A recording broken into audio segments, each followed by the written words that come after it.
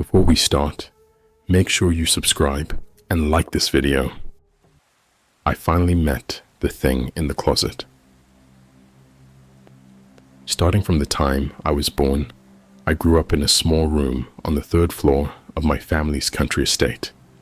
In most ways, the room was ordinary, painted in a pale pink color that I loved until I didn't, and tastefully furnished with a double bed, a white writing desk, and ample shelves to display my beloved collection of stuffed rabbits.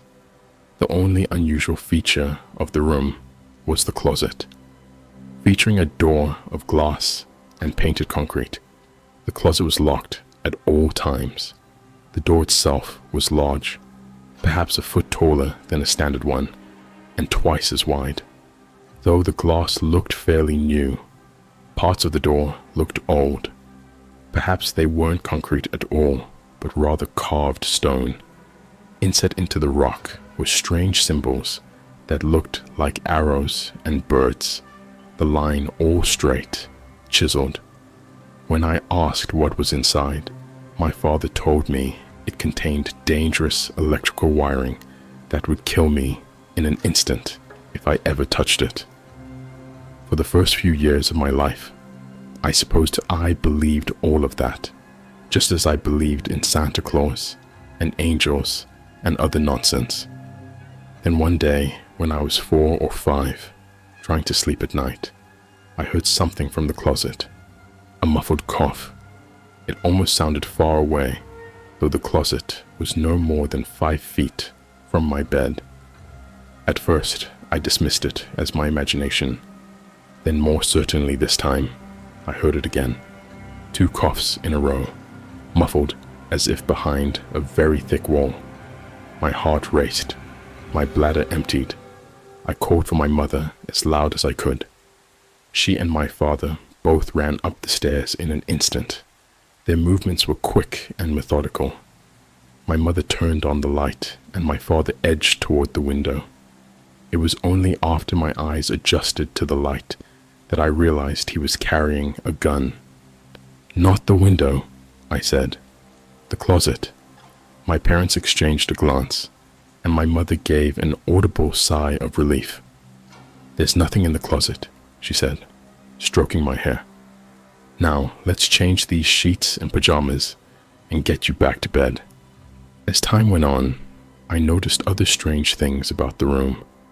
Once, when my parents refused to let me visit town for the 100th time, I angrily tossed a chair at my bedroom window, sure it would smash into a million pieces. It did not. Instead, the chair bounced harmlessly off of the glass and ended up clocking me in the face, giving me a nasty cut.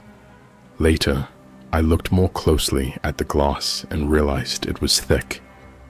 So was the glass on the windows downstairs, and even the car, though we rarely traveled. In fact, it was only on rare occasions that we left the estate. Instead of school, I was treated to a series of private tutors who educated me in Latin, Greek, and mathematics. On every visit, my father searched these men thoroughly, turning out pockets and looking about their mouths with a tongue depressor and a flashlight. Once, I asked my Latin tutor about the symbols on my closet. He spent a bit of time examining them, looking perplexed. "What are they?" I asked. "Hieroglyphics?" "No," he said.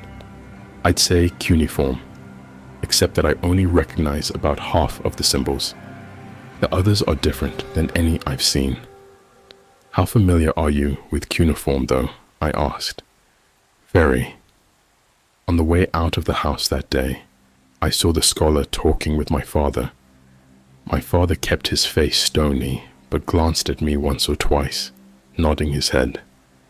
The next week, a new tutor arrived. I was allowed ample television time. I knew that my situation was different than most. Indeed, I was being treated more like a Renaissance princess than a modern-day girl. "Am I sick?" I asked my father at dinner one day when I was 9, and he and my mother exchanged a look.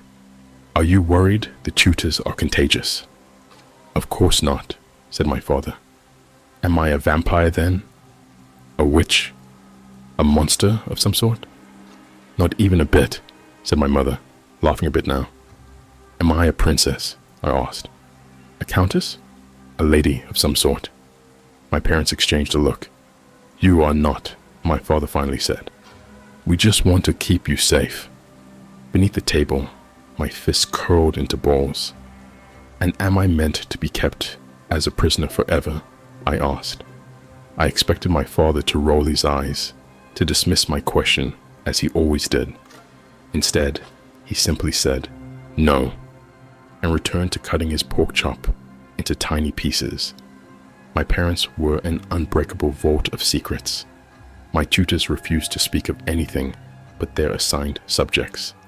I had no playmates, and so I began to talk to whoever lived in my closet. I knew someone was there. I wonder if you're a man or a woman, I began to speak into the dark one day. Or perhaps you're not just one person. Perhaps there are many of you. Or perhaps you're not a person at all. Perhaps you're a pack of monsters trapped in there by a witch's curse. Perhaps you're a ghost haunting me. The closet did not respond, but I kept talking anyway. It's okay, say anything. I suppose we're all bound by rules of some kind, but I know you're there. I heard you cough. I think I heard a sneeze once too. My ears are pretty good, you know. Sometimes I think I hear you breathing. I went on like that for hours, some nights, treating the thing in the closet like my personal diary. It was a good listener, after all. I suppose, over time, it became my closest friend. Then one night, I woke to the sound of an explosion, followed by my mother screaming from far away. Then came the rapid staccato of gunfire and an eerie silence. I looked outside to see 3 black vans parked outside and half a dozen men pointing guns at my window. Then came the thwack of bullets against the glass. At first, they had no effect. Then the first crack formed. I was about to scream when I turned to see my closet door opening. Something big came out. It might have been a person, except that it was 3 to 4 times the size of my father. Through the dark of the room, I could tell that it was dressed in some kind of skin-tight suit, all made of black scales that seemed to shimmer in the moonlight. The suit seemed to cover every inch, even his face. He had no hair as far as I could tell, and above his eyebrows was a ring of protrusions that might have been horns. Get in the closet, it said, its voice lower than any man's. His hands began to tense, and his fingers seemed to lengthen into knives. Don't open the door for anyone but me. Just then, the window exploded, and quicker than I would have thought possible, the thing threw its body between me and the breaking glass. Without another word, it hoisted me into the closet, as if I were a sack of flour, and then slammed the door behind me. The first thing I noticed from inside the closet was that the mirror was one way. I could see out perfectly through the glass. It occurred to me that the thing had been watching me every night of my life since I was a baby.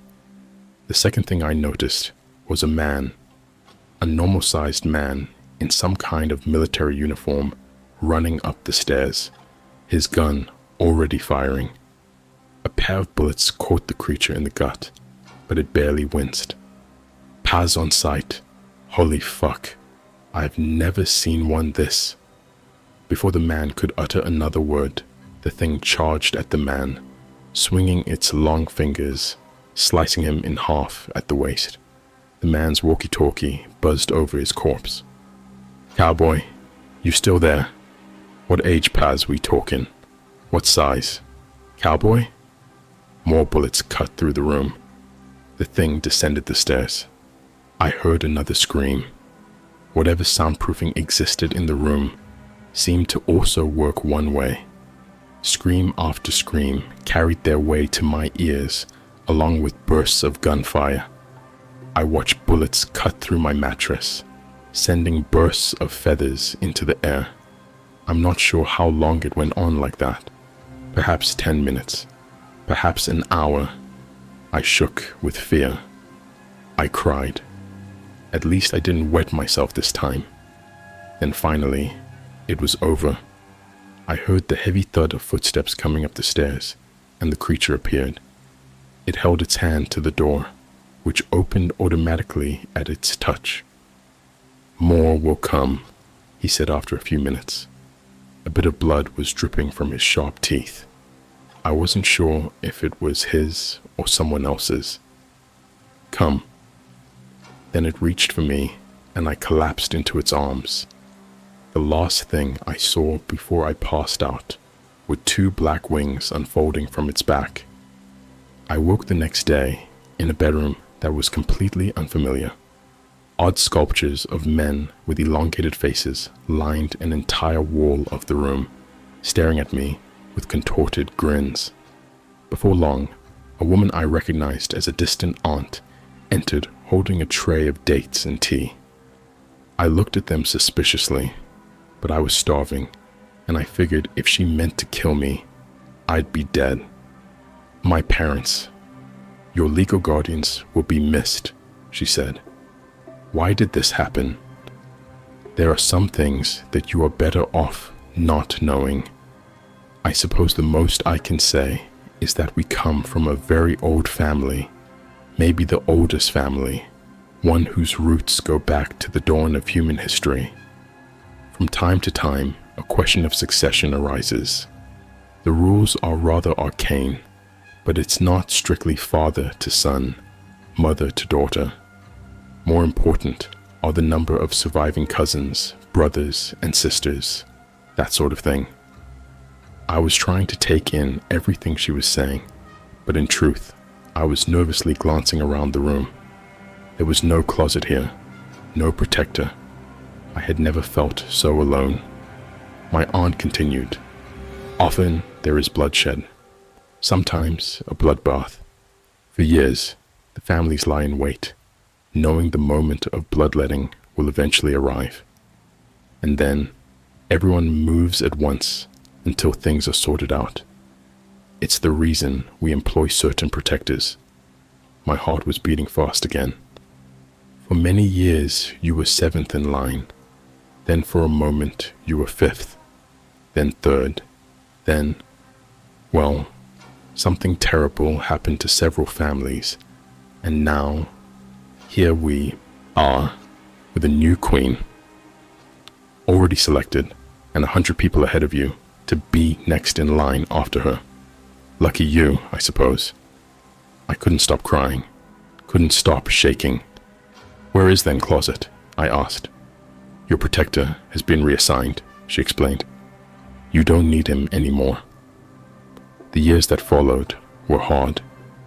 I went to live with unfamiliar relatives who knew little of my previous life.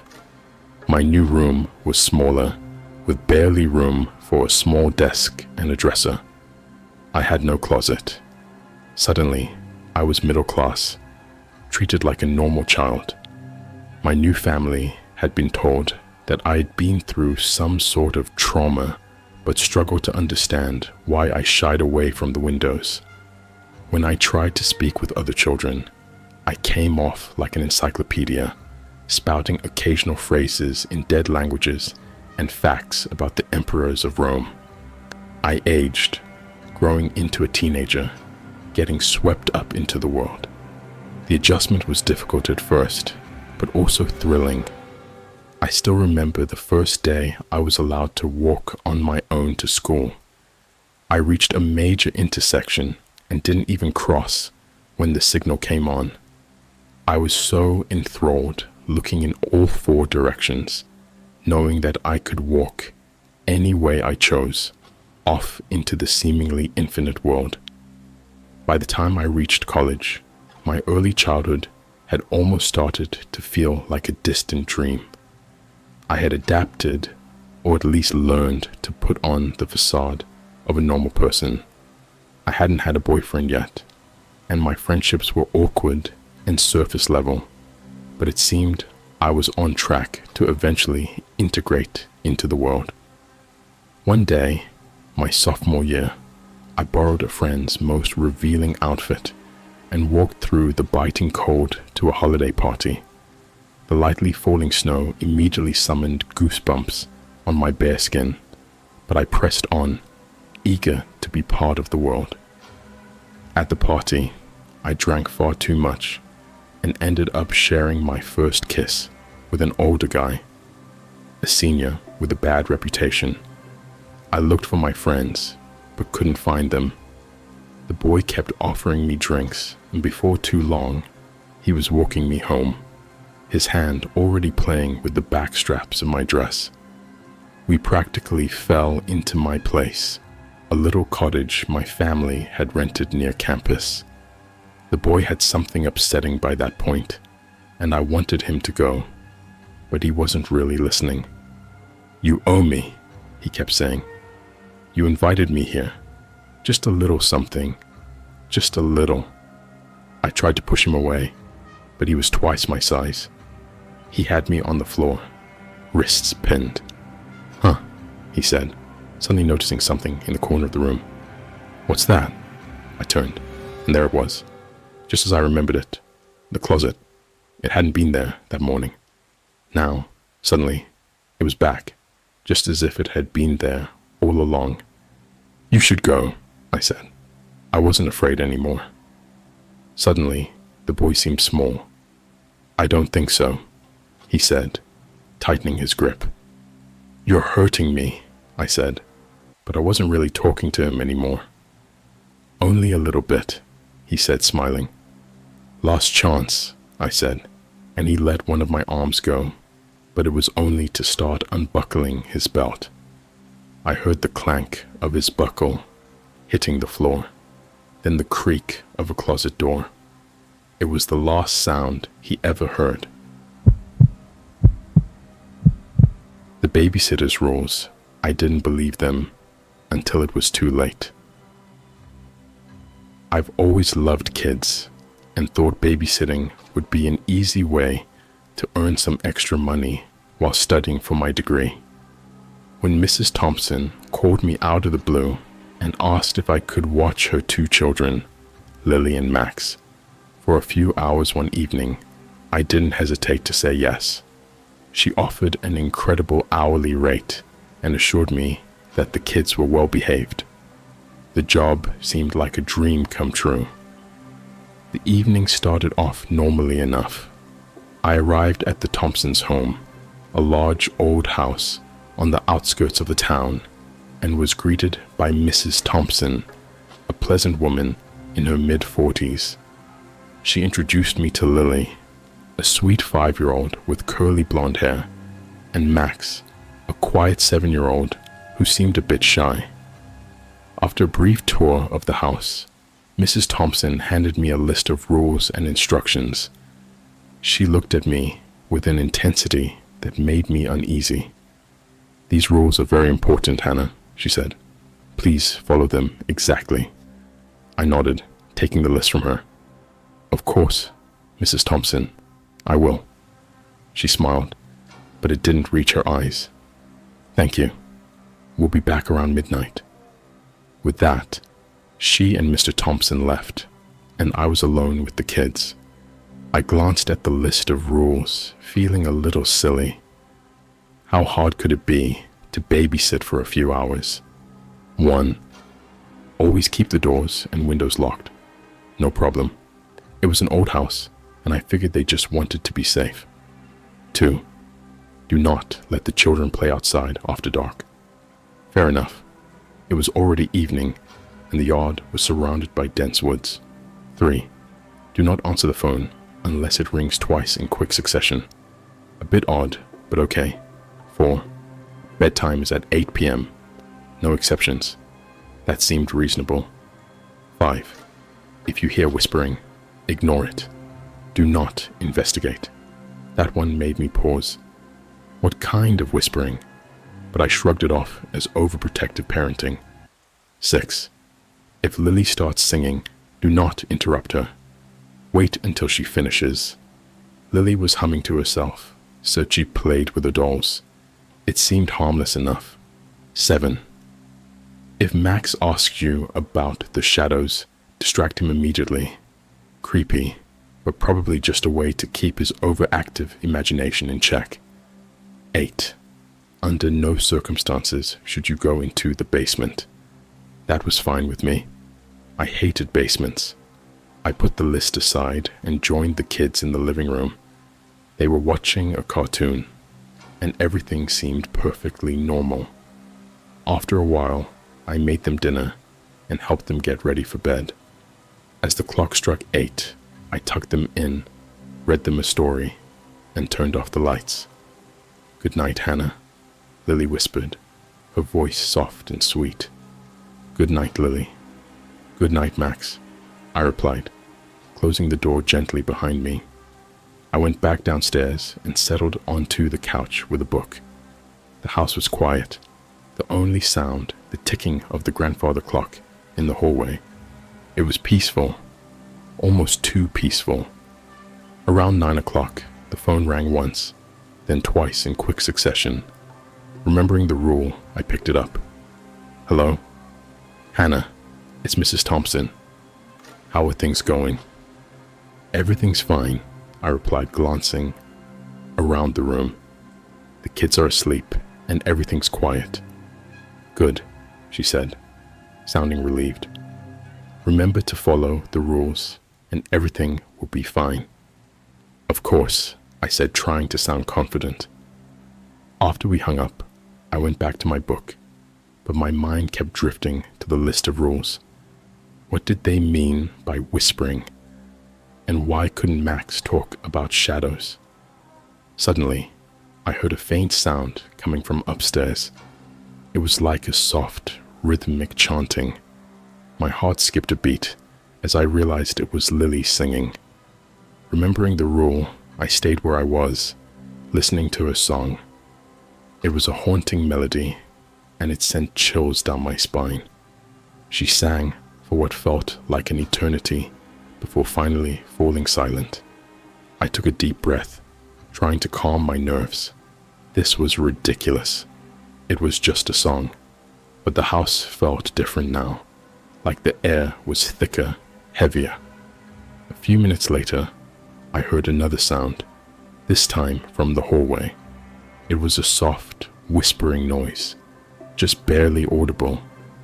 I strained to hear what it was saying, but I couldn't make out any words. My first instinct was to get up and check on the kids, but the rule echoed in my mind. If you hear whispering, ignore it. I stayed on the couch, my heart pounding.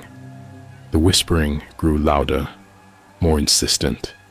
It felt like it was coming from right behind me, but I forced myself to stay put. After a few agonizing minutes, it stopped. The house was silent again, but the sense of unease lingered. Then I heard footsteps on the stairs. Slow, deliberate footsteps, coming down one step at a time. I turned toward the sound, my breath catching in my throat. Max appeared at the bottom of the stairs, his eyes wide and frightened. "Hannah," he whispered, "the shadows are moving." I remembered the rule and quickly stood up. "Hey, Max, do you want some hot chocolate? Let's go to the kitchen." He nodded, his eyes darting around the room as if he was afraid something might jump out at him. I took his hand and led him to the kitchen, trying to keep my voice light and cheerful. "Do you like marshmallows in your hot chocolate?" I asked, hoping to distract him. He nodded again, but his grip on my hand tightened. I made us both a cup of hot chocolate, and we sat at the kitchen table. Max kept glancing over his shoulder, his fear palpable. "Max, what did you see?" I asked gently, trying to keep my own fear at bay. "The shadows," he whispered. "They're watching us." A shiver ran down my spine. "It's okay, Max. You're safe here." He shook his head. "They're everywhere. They want to take us." I didn't know what to say. I tried to reassure him, but his fear was contagious.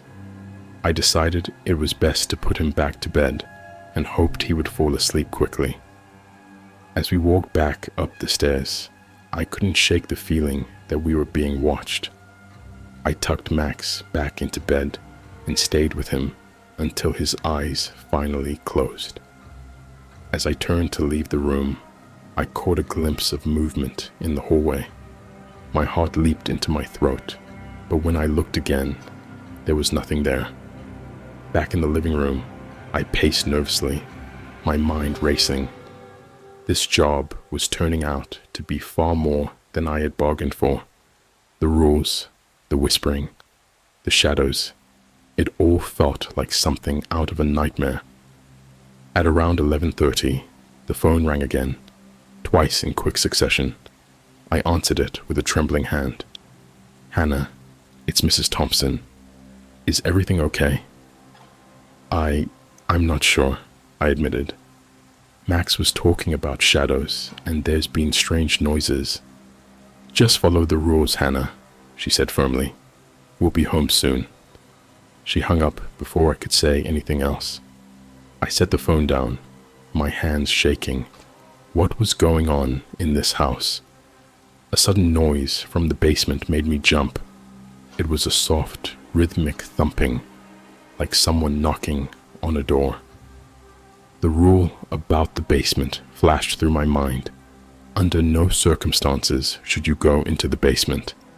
I wanted to ignore it, to pretend I hadn't heard anything, but the sound was persistent. I took a deep breath, trying to muster my courage. Maybe it was just a loose pipe or an old furnace acting up.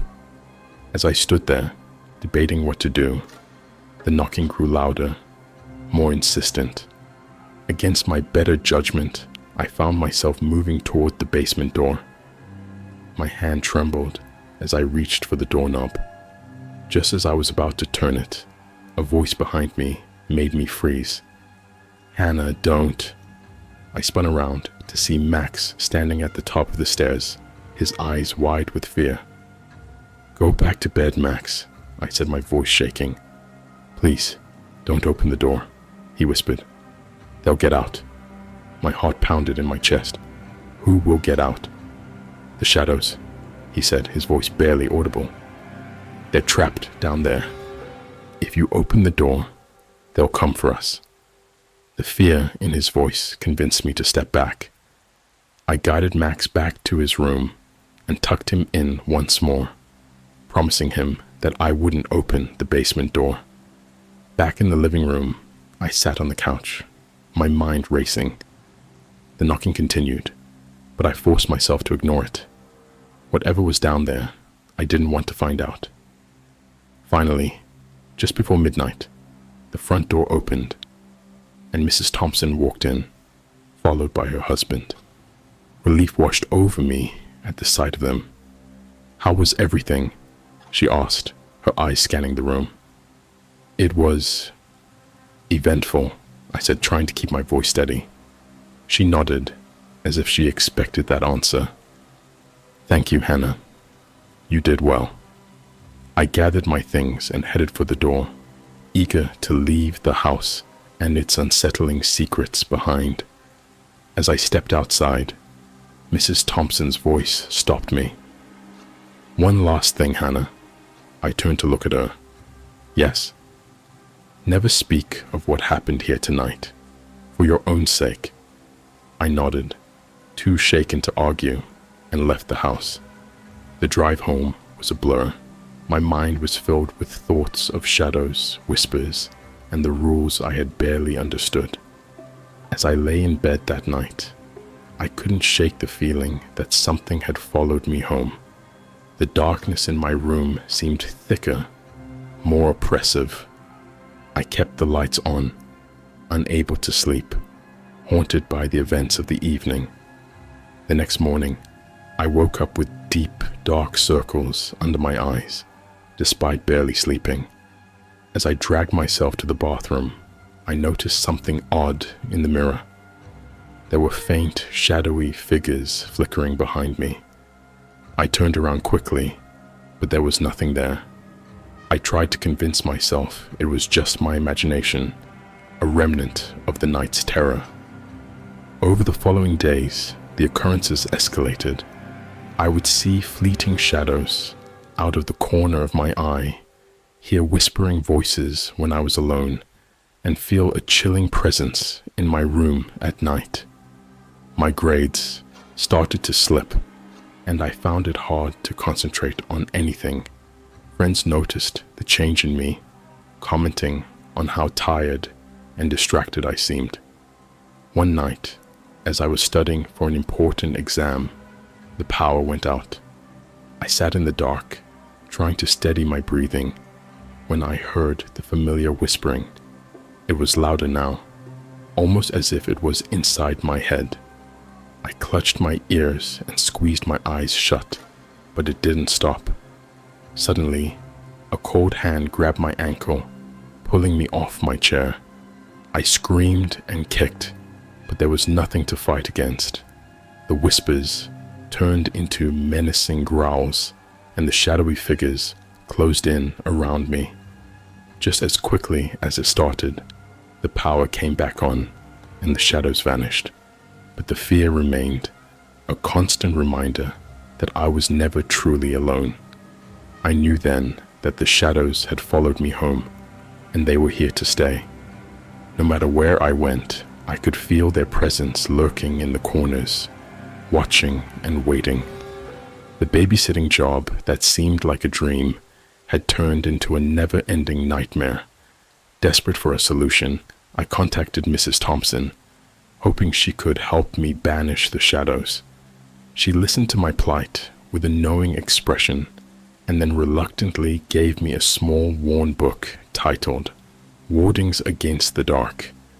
She explained that it contained rituals and protections that might help me rid myself of the shadows. I spent the next few nights carefully following the instructions in the book. I lit candles, burned herbs, and recited incantations.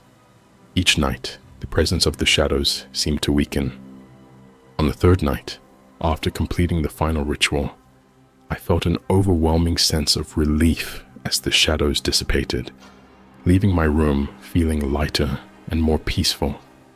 Although the immediate threat was gone, the experience had left a permanent mark on me. I no longer took safety for granted and always followed the rules Mrs. Thompson had given me, even in my own home. I never took another babysitting job, and the memory of that night stayed with me, a constant reminder of the things that lurk in the shadows, waiting for an opportunity to strike. The true horror had just begun, and it was far from over. But at least for now, I had found a way to keep the darkness at bay. I found the old blog of a childhood friend who went missing in 2009. Jim was an aspiring writer. He often told me that every great storyteller opens with a setup and closes with a punchline. Well, I'm not a writer, so don't expect big things from me. I'm going to tell this tale as simply as possible. I read Jim's blog, and it frightened me. 3 posts from a best friend who went missing 15 years ago. I found them yesterday. It was the anniversary of his disappearance, which seemed like the perfect day on which to nostalgically peruse our old conversations. He used to send me flurries of memes and hyperlinks. I didn't always read every message, and somehow I managed to overlook something essential from 2009. A link lost within Jim's final manic influx of messages. His private blog. Entry 1, July 6th, 2009. I just saw my next door neighbor kill his wife. That shouldn't excite me, should it? But it does, and I'll tell you why. Miss Benson frequently says that I'm a talented writer, but what use is a bright spark never seen? I need to make a mark on this fast-moving, forgetful world. And writers are remembered for stories, not words. Now, I'm only 17 years old. I haven't lived, so I haven't had stories to tell. But I've written prolifically, written until my eyes and hands have hurt. I know how to write. I just haven't known what to write. Until today. This blog may well be my magnum opus, my finest piece of literature. Don't care for my pretension. I don't care for your dismissal. You'll soon see what I see. This tale is a masterpiece, not for its prose, but its story. I finally have a story. I would like to preface the tale by clarifying that I wasn't snooping. I happened upon this bold scene. That's all. I'm not interested in the slightest about the lives of Mr. and Mrs. Ackhurst. Well, I wasn't interested. That changed 4 hours ago. Isn't it strange that the slightest happening can fundamentally alter the trajectory of human history? If Gareth weren't so bad at GTA, maybe I wouldn't have rage quit. Maybe I wouldn't have left my room to prepare a pre-midnight feast in the kitchen. And maybe I wouldn't have looked out of the window. I wouldn't have seen Mr. Ackhurst standing in the upstairs bathroom, smiling as he feverishly fed the showerhead into his wife's throat. With a spare hand, he spun the tap, increasing the water flow, rapidly pumping his wife full of liquid like a flesh balloon. I am ashamed to confess that I didn't save the woman. I could have done so at any moment, but I didn't. Fear may have driven me into cowardice, perhaps, may have frozen me.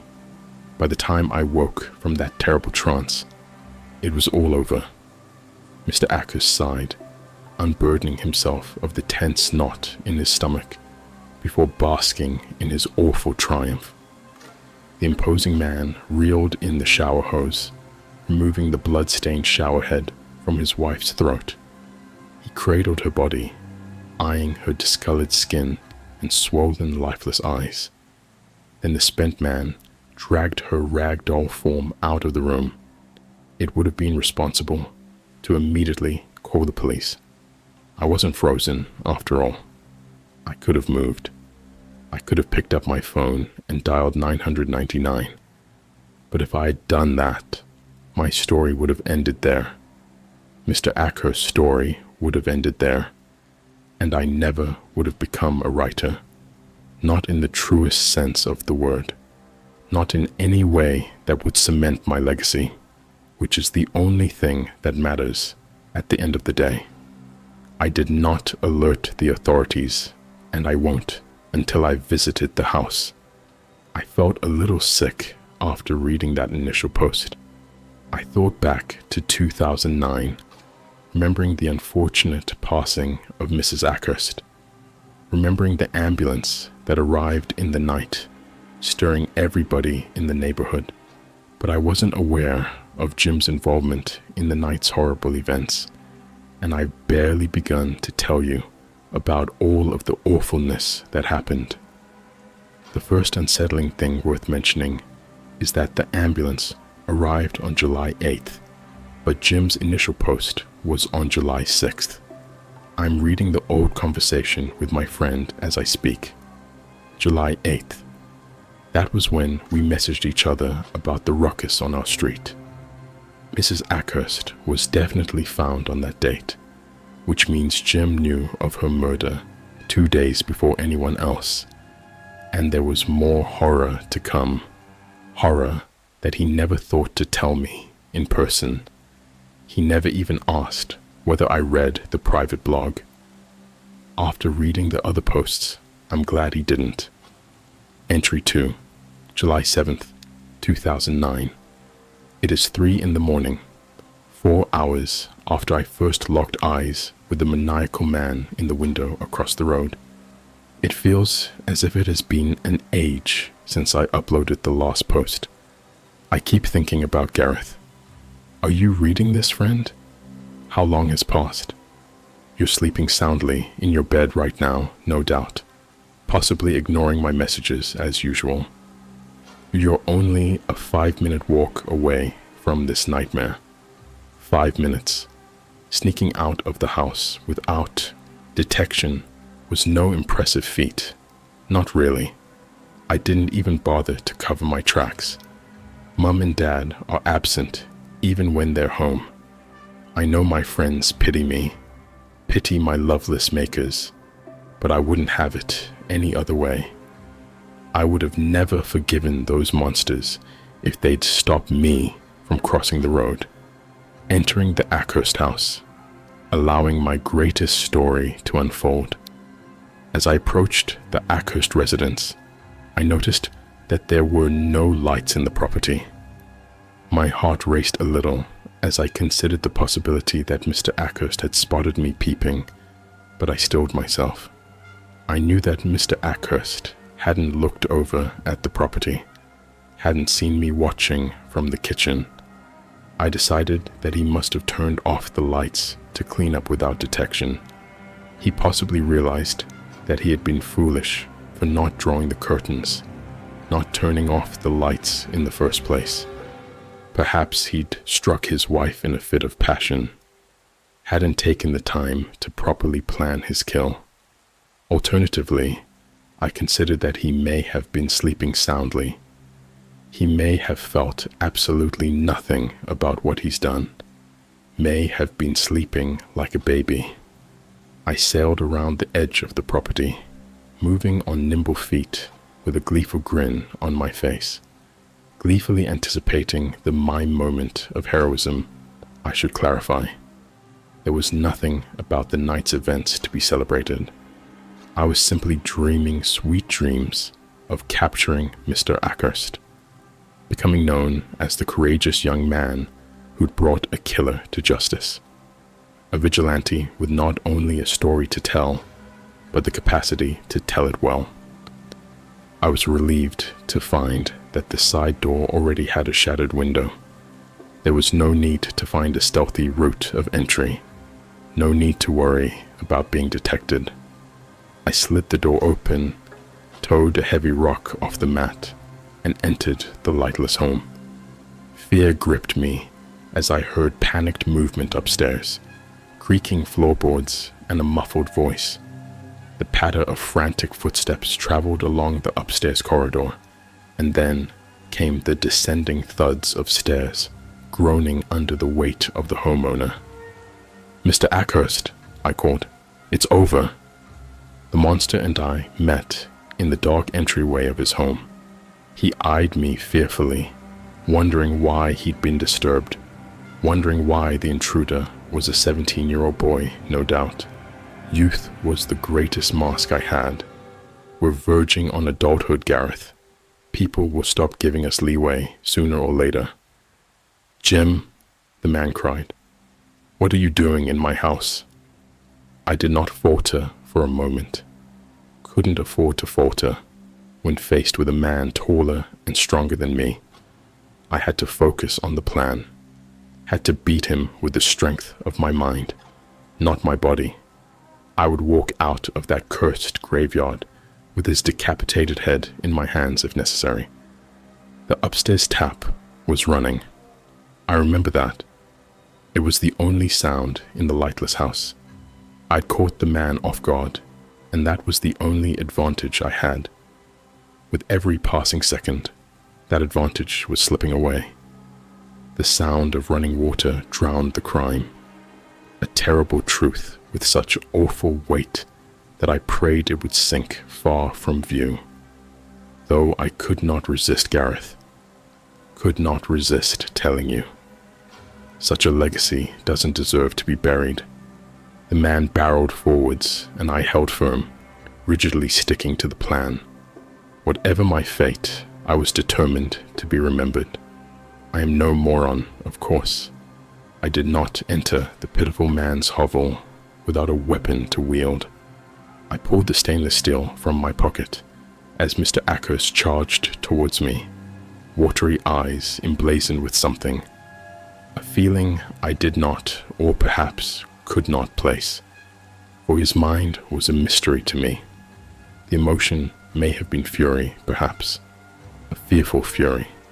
Those tears multiplied and cascaded when my blade punctured his abdomen. I barely even moved the blade.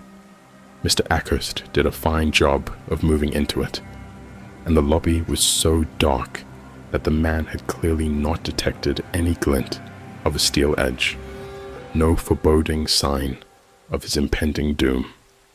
As his mouth opened, I twisted the knife, gutting him in a rushed attempt to prevent any retaliation. Repeated thrusts and turns of my blade quickly quelled any ideas he may have had. The man fought meekly, placing one hand on my neck in a meager attempt to muster a loose grip as the life quickly fleeted his body. And then the house was silent. I could have been more meticulous, could have chosen a better instrument, a better way to attack, but I survived. It was over. The story was strange, and not in a way that intrigued me. That was my first thought. I was terrified for a reason that seemed just out of grasp. But after an hour or so of repeatedly reading the second entry, I finally came to a conclusion. Jim, at the very least, wasn't telling the whole truth. And even after what I read in the final post, the whole truth is something I'm still trying to ascertain. I have more haunting questions than answers. Entry 3, July 8th, 2009. Hello, Gareth.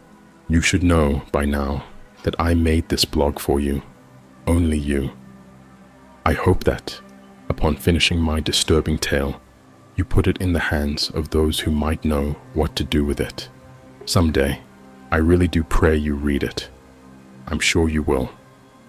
Today, I finally alerted the authorities, a moment that should have been exhilarating, ruined by a terrifying development.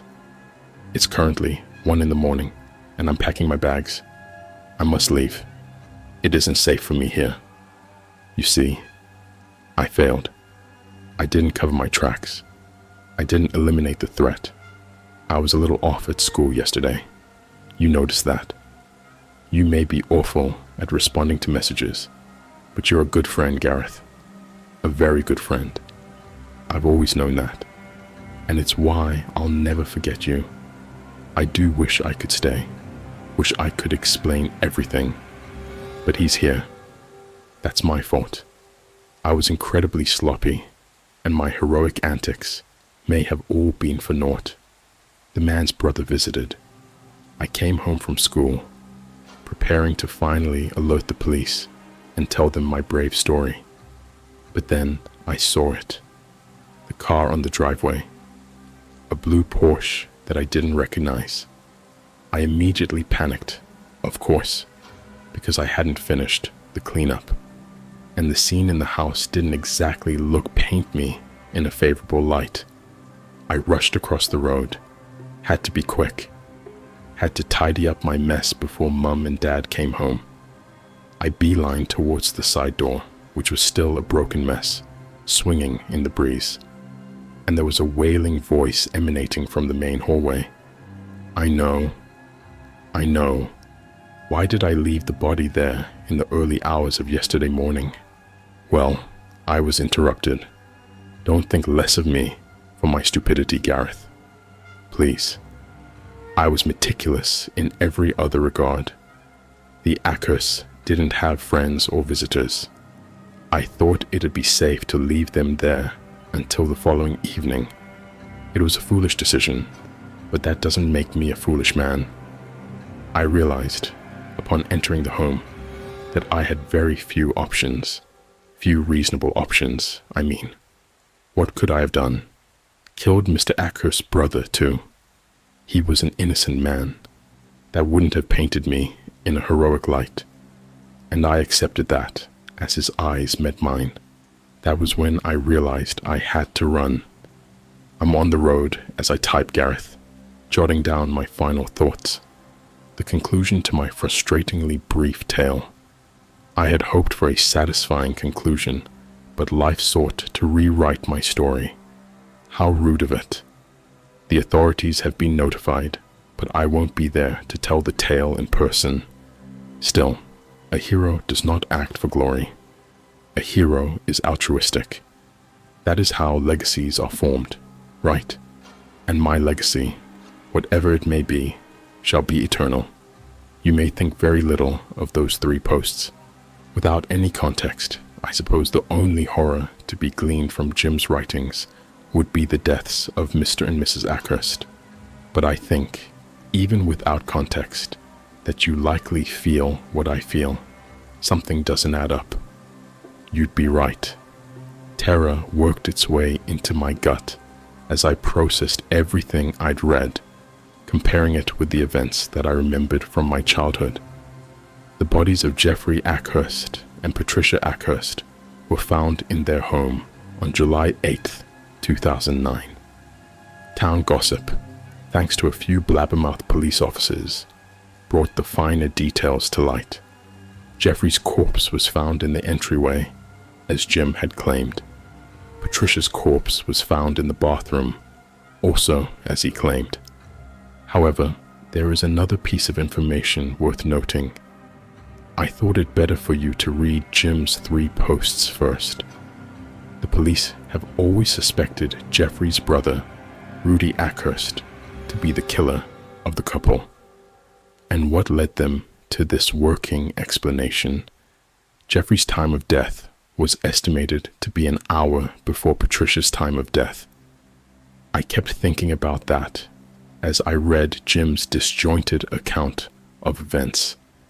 Thought about how it didn't make sense that my friend would have been able to describe how Jeffrey felt whilst killing his wife.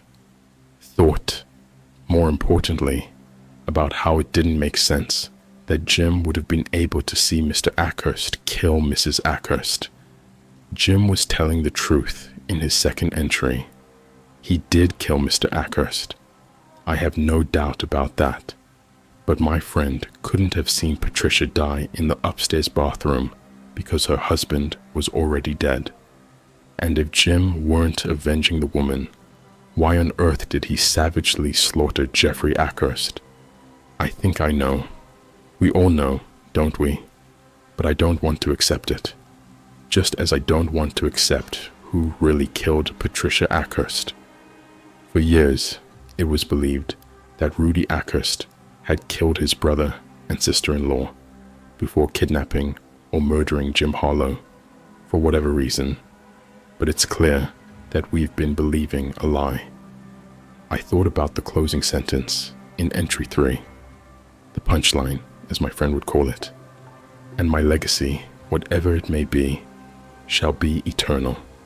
Jim was right. Given what he's done, he will be remembered. I gave this evidence to the police, and they've reopened the case. The town is alive with talk of the Ackhursts once more. I thought that telling the authorities would have put an end to this nightmare, other than the thoughts which plague my mind. But I saw something this morning. A figure watching me from a local bus stop. One who looked to my eyes like an older version of Jim Harlow. That could be paranoia, but I'm not so sure.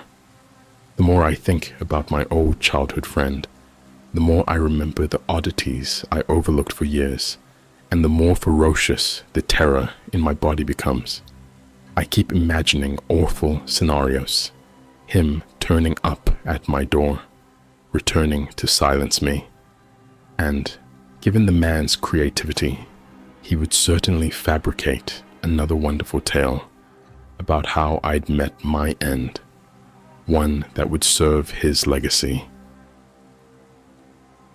Please subscribe and like the video. Also comment your favorite horror movie so I can stay motivated to upload more videos like this